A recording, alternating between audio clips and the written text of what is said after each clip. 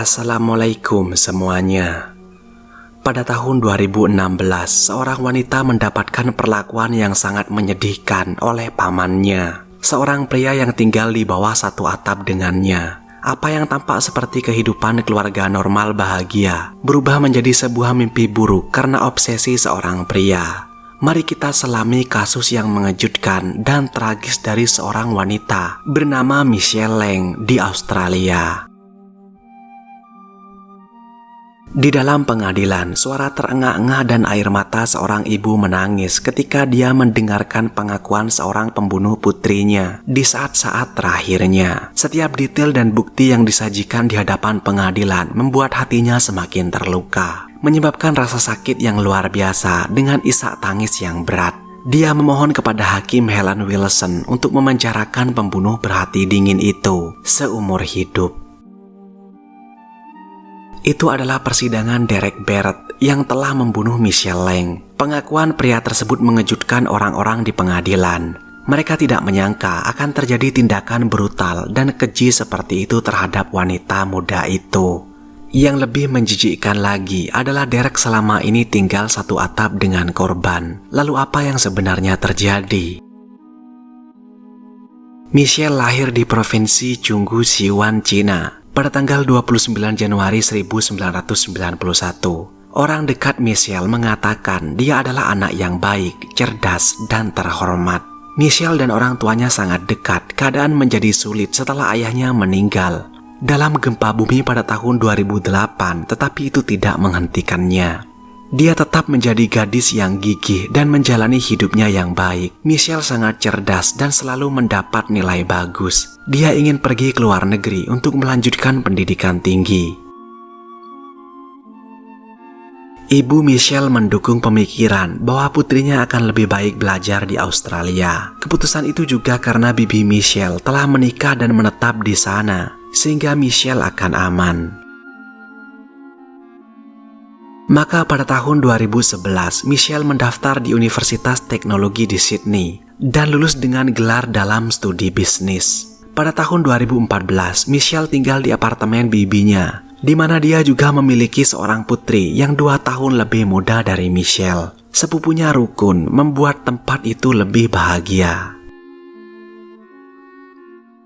Bibi Michelle yang berusia 44 tahun menikah dengan Derek Barrett yang berusia 24 tahun pada tahun 2014.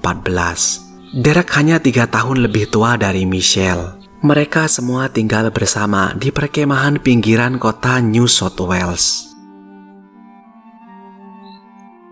Sejak pernikahan mereka, Derek adalah pria yang pendiam dan pasif, tapi tak seorang pun di rumah akan mengira dia punya sisi gila. Dia pertama kali memiliki obsesi seksual dengan putri tirinya sendiri.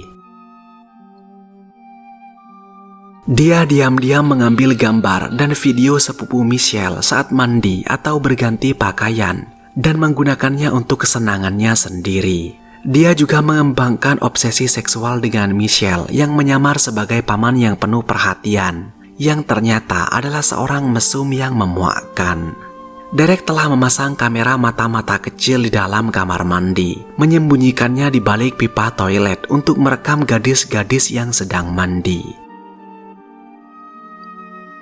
Setelah itu, dia menyimpan rekaman itu dan memuaskan dirinya dengan rekaman itu di malam hari.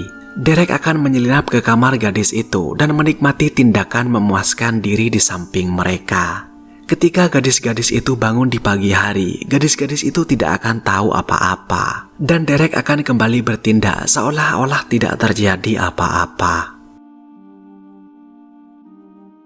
Bibi Michelle selalu sibuk dengan pekerjaannya dan sering melakukan perjalanan bisnis. Bibinya sering meninggalkan rumah selama berhari-hari dan gadis-gadis itu akan tinggal di rumah bersama suaminya. Pada hari Minggu 24 April 2016, Derek pergi ke stasiun kereta untuk menjemput istrinya yang kembali dari perjalanan bisnis. Ketika bibi Michelle sampai di rumah, dia bertanya pada Derek tentang keponakannya Michelle. Derek mengatakan bahwa ia juga tidak melihatnya dalam 2 hari terakhir. Derek mengklaim bahwa Michelle sepertinya pergi ke klub malam dan menghabiskan banyak waktu bersama teman-temannya. Untuk memastikan klaimnya, Bibi Michelle bertanya kepada putrinya tentang Michelle. Dia mendapat jawaban yang sama karena putrinya bermalam di rumah temannya sehingga dia tidak tahu. Bibi Michelle menghabiskan sepanjang hari mencoba menghubungi Michelle, tetapi ponselnya sepertinya dimatikan. Dia menelpon keluarga Michelle di Tiongkok untuk mengetahui apakah mereka tahu kemana Michelle mungkin pergi. Tetapi tidak ada yang memiliki informasi terkait Michelle. Keesokan harinya, Derek dan Bibi Michelle pergi ke kantor polisi untuk melaporkan hilangnya Michelle. Mereka juga mengajukan laporan orang hilang pada Kedutaan Besar Tiongkok di Australia untuk menarik lebih banyak perhatian atas hilangnya Michelle. Tidak lama setelah itu, Michelle ditemukan, namun Michelle sudah meninggal. Sesosok mayat telah ditemukan pada 24 April sekitar pukul 10.30 pagi. Beberapa wisatawan melaporkan melihat mayat mengambang di sungai. Sebuah tim dikirim untuk mencari mayat tersebut. Tubuh yang awalnya tidak teridentifikasi tetapi digambarkan sebagai orang Asia berusia antara 20 dan 35 tahun dengan tinggi 170 cm. Sulit untuk memperkirakan berapa lama mayat itu berada di dalam air karena pembusukan sudah terjadi. Inspektur Kepala Giri Jubin ditugaskan untuk penyelidikan. Polisi memeriksa ulang laporan orang hilang dan menemukan kasus Michelle dan mencurigai mayat itu adalah dirinya. Mereka membuat ulang sketsa wajah dan membandingkannya dengan fotonya. Sangat cocok. Beritanya tersebut sampai ke keluarga Michelle di Tiongkok. Hati mereka sangat hancur. Mereka datang ke Australia dan dihadapkan pada reuni suram dengan gadis berharga mereka, dan mereka menuntut jawaban atas kondisi putrinya. Hal yang lebih buruk menambah garam pada luka keluarganya. Michelle telah diserang dengan kejam dengan banyak luka ditemukan di tubuhnya. Petugas medis mengidentifikasi lebih dari 30 luka tusukan dalam otopsi. Diasumsikan bahwa dia berjuang untuk hidupnya yang menyebabkan luka pertahanan di lengannya.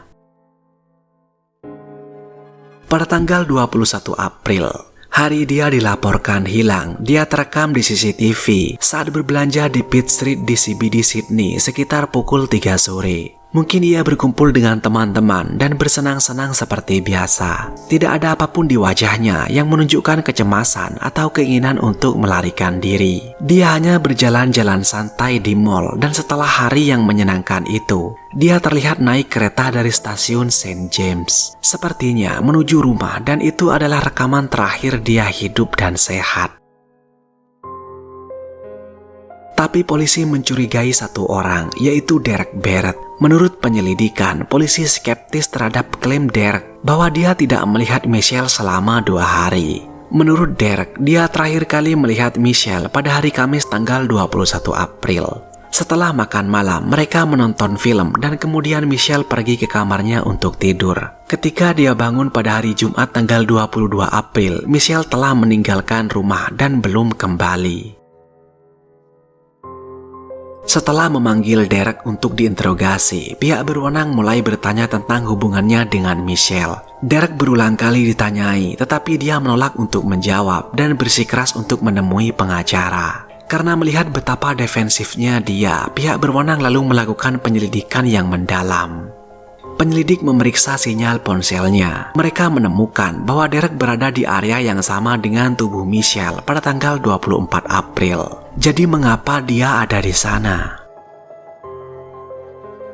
Polisi segera memperoleh rekaman CCTV yang menunjukkan kendaraan yang cocok dengan kendaraan Derek di Sniper Point. Pada tanggal 24 April, Derek bersikeras itu bukan kendaraannya, tetapi penyelidik menemukan lebih banyak video yang menunjukkan dia membeli minuman dan membayar bensin di pom bensin saat bepergian ke Sniper Point. Ketika dihadapkan dengan fakta bahwa dia telah berbohong tentang aktivitasnya, pada tanggal 24 April, Derek menyalahkan kurangnya ingatannya karena seringnya penggunaan narkoba. Dia terus berbohong. Penyelidik menggali lebih mendalam. Ponsel Derek disita dan diberikan kepada spesialis untuk diperiksa. Polisi tidak siap dengan apa yang mereka temukan ketika mereka memulihkan data yang sebelumnya terhapus dari ponsel. Di antara file yang dihapus di ponselnya terdapat gambar dan video Michelle serta putri tirinya sendiri sedang mandi. Terdapat juga video Derek yang melakukan masturbasi di samping tempat tidur Michelle saat Michelle sedang tidur. Selain didakwa dengan rekaman video rahasia dan membunuh Michelle, Derek Barrett didakwa atas 27 dakwaan lainnya. Pada bulan Desember 2017, Derek mengaku bersalah dan dijatuhi hukuman 46 tahun kurungan penjara dan kemungkinan dibebaskan setelah 34 tahun 6 bulan. Dia hanya duduk dengan kepala tertunduk dan tidak menunjukkan banyak emosi selama di pengadilan. Derek mulai mengeluh tentang pola asuh yang kasar dan diejek di sekolah, namun psikiaternya menyimpulkan bahwa dia sepenuhnya bertanggung jawab atas tindakannya. Menurut laporan, Derek meminta maaf secara tertulis kepada istrinya dan keluarga Michelle dengan mengatakan bahwa tidak ada kata-kata yang cukup untuk mengungkapkan penderitaan yang dia sebabkan kepada mereka. Tetapi tidak ada permintaan maaf yang dapat mengembalikan Michelle kembali. Tunggu dulu, ini bukan cerita akhirnya. Derek tidak pernah dituduh melakukan pelecehan seksual hingga tahun 2019, 4 tahun setelah pembunuhannya. Ketika seorang wanita tua menemukan sebuah perangkat USB yang berisi gambar dan video Derek yang sedang melakukan pelecehan seksual terhadap Michelle saat sebelum pembunuhannya. USB itu berisi foto dan video grafis. Dia menyerahkannya kepada polisi yang mengidentifikasi Derek dalam rekaman 9 video yang ditemukan di USB yang dimulai dengan Derek memasuki kamar Michelle hingga memperkaosnya dengan sangat brutal. Hakim Helen Wilson mengatakan integritas pribadi Michelle sangat dinodai oleh pelaku yang telah menyakiti dan mempermalukannya. Berdasarkan bukti video itu, pada tanggal 21 April, Michelle tiba di rumah sekitar tengah malam. Dan setelah itu, Derek memulai rencana jahatnya. Michelle terkejut ketika pamannya memasuki kamarnya tepat ketika dia hendak pergi untuk membungkamnya. Derek menyerangnya dan mengikatnya lalu menutup mulutnya. Setelah menelanjangi keponakannya, Derek mulai mengambil gambar dan video dari tubuhnya, termasuk foto-foto intim bagian pribadinya dari dekat. Sekitar jam 8 pagi, tanggal 22 April, ketika Derek mengambil foto terakhir, Michelle masih sadar tetapi gemetar ketakutan. Pada hari yang sama, sekitar jam 4 sore, putri tiri Derek pulang. Dia tidak tahu sepupunya ditahan dan disumpal di ruangan lain. Tangisan minta tolong Michelle tidak terdengar. Setelah itu, Derek memperkaos Michelle. Derek merekam Michelle dari berbagai sudut untuk kepuasannya sendiri. Dalam video tersebut terdengar Michelle menangis dan memohon kepadanya untuk berhenti, namun sia-sia. Sisa video hanya berupa audio yang diduga mengabadikan momen terakhir Michelle. Kemudian setelah 2 hari, dia menikamnya sebanyak 40 kali. Setelah membunuh gadis malang itu, dia kemudian membuang tubuh Michelle ke dalam lubang selokan di Sniper Point. Hakim Wilson menjatuhkan hukuman 20 tahun penjara kepada Derek untuk 9 pelanggaran seksual baru. Namun hukuman itu akan dijalani bersamaan dengan hukuman 46 tahun penjaranya. Jadi itu tidak akan memperpanjang total hukumannya, tetapi akan sedikit menambah waktu minimum yang harus ia jalani sebelum dia dapat dipertimbangkan untuk mendapatkan pembebasan bersyarat. Dari 34 tahun menjadi 36,5 tahun. Dia akan memenuhi syarat untuk mendapatkan pembebasan bersyarat pada tanggal 27 Oktober 2052. Hakim Mahkamah Agung Helen Wilson menyatakan bahwa jika dia mengetahui seluruh kejahatannya, pada tahun 2017 dia akan memberinya hukuman mati. Ia merasa bahwa video tersebut terlalu keji untuk hukuman sesingkat itu. Seharusnya Michelle dapat memiliki masa depan yang cerah, tetapi hal itu terputus oleh obsesi sakit dari seseorang yang mentalnya terganggu. Seperti biasa, terima kasih sudah menonton.